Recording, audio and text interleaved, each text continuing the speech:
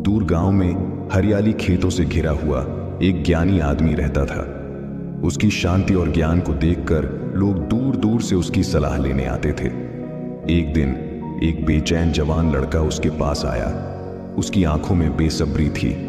उसने ज्ञानी आदमी से विनम्रता से कहा, मैं अपने सब्र के अभाव से परेशान हूं। मैं अपनी बेचैनी में शांति कैसे पा सकता हूं? ज्ञानी आदमी ने सिर हिलाया और उसे पास के बगीचे में ले गए। वहां एक ऊंचे आम के पेड़ के नीचे खड़े हो गए जो कच्चे आमों से भरा था।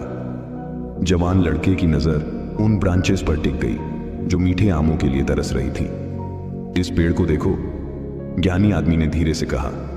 यह स्वादिष्ट फल देने का वादा करता है, लेकिन यह समझता है कि सब्र कितना जरूरी है।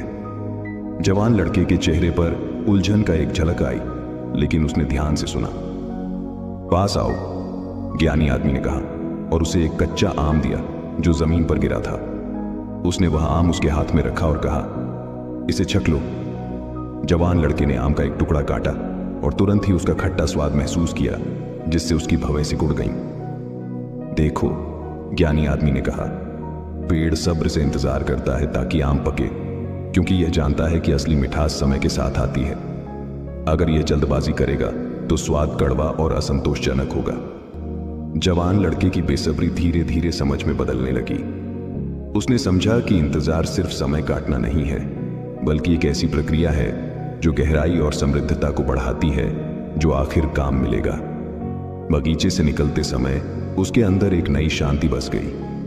अब उसके पास एक नया नजरिया था।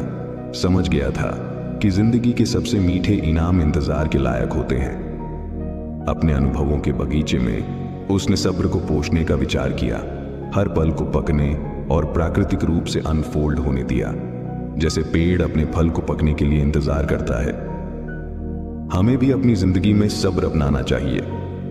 सब्र सिर्फ समय का गुजर जाना नहीं है, बल्कि एक ऐसी प्रक्रिया है जो हमारे अनुभवों को गहराई और मिठास देती है।